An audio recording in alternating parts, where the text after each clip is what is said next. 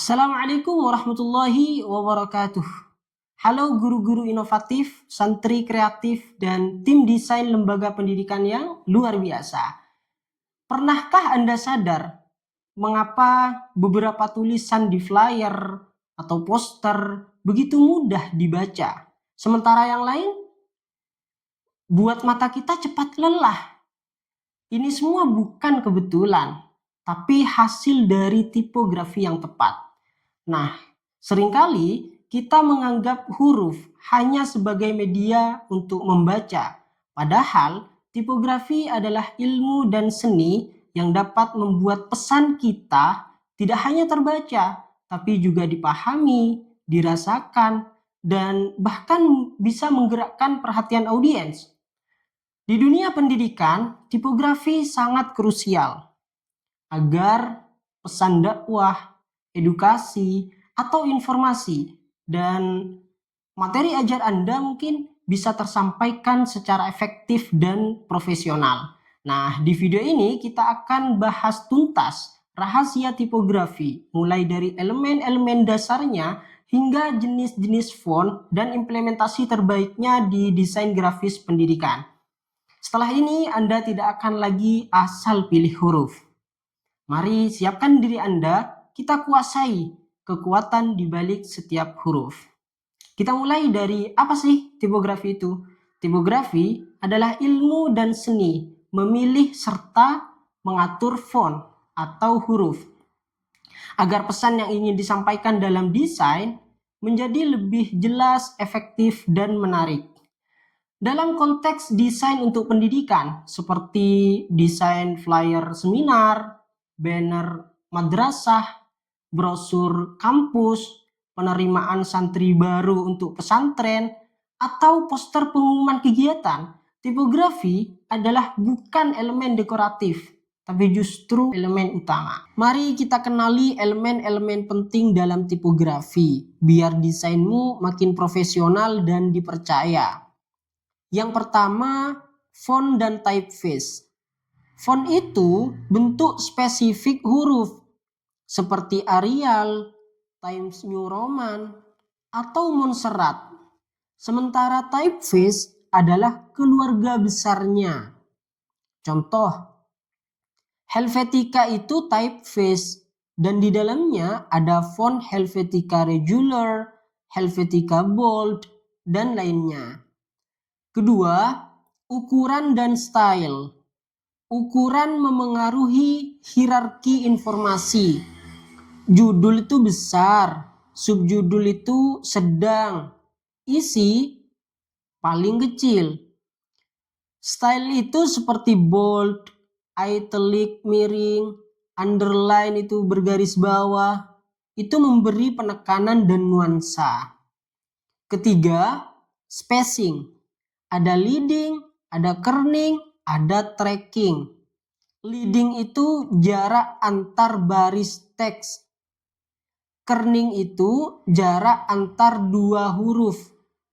Tracking itu jarak antar semua huruf dalam satu kata atau kalimat. Makin rapi jaraknya, makin nyaman dibaca. Keempat, alignment dan warna. Atur teks rata kiri, kanan, tengah, atau justify sesuai konteks. Dan jangan lupa, kontras warna huruf dan background itu wajib. Kalau nggak kontras, teksmu tenggelam dan pesan nggak sampai.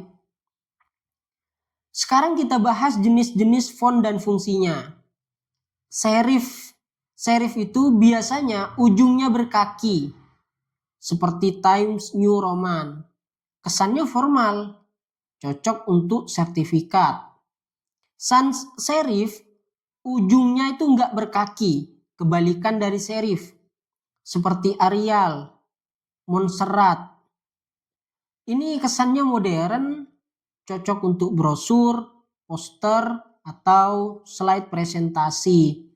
Script, seperti Great Fabs.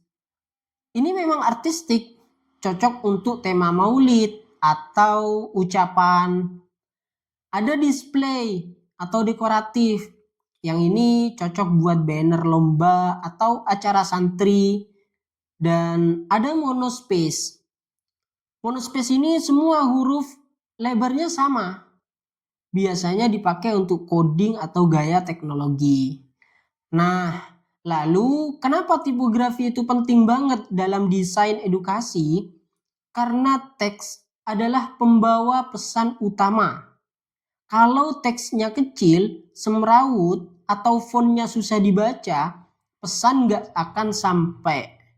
Desain yang nyaman dibaca itu dapat dipercaya dan kemudian dihargai. Tapi banyak pemula jatuh di lubang yang sama. Pakai terlalu banyak font, cukup 2-3 saja. Ukuran huruf kekecilan, disesuaikanlah minimal 24 kayaknya untuk judul di kertas A4. Nggak ada hierarkinya. Ini bikin orang bingung, mana judul, mana isi. Warna font tenggelam di background. Yang ini bikin sakit mata. Pakai font dekoratif untuk teks. Ini nggak tepat ini. Janganlah, itu buat judul aja. Ingat, desain yang bagus bukan yang ribet, tapi yang efektif menyampaikan pesan. Dan itu dimulai dari tipografi yang tepat.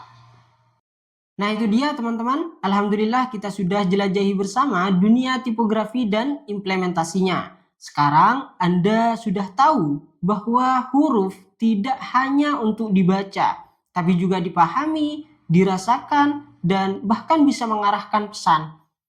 Seperti refleksi kita hari ini, bahwa desain yang bagus bukan yang banyak hiasan, tapi yang pesannya sampai. Dan tipografi adalah jembatannya. Guru yang memahami tipografi, dia sedang belajar untuk menyampaikan ilmu dengan lebih efektif. Tidak hanya di kelas, tapi juga di dunia visual. Teruslah berlatih, teruslah bereksperimen dengan font dan layout. Jadikan setiap huruf dalam desain Anda berbicara dengan lantang dan efektif. Jangan lewatkan video-video selanjutnya dari saya, Abdul Hakim. Visualmu, pahalamu. Santri bisa desain, guru punya gaya. Bukan sekedar estetik, tapi juga edukatif, etik, dan berdampak. Syukran sudah menonton. Wassalamualaikum warahmatullahi wabarakatuh.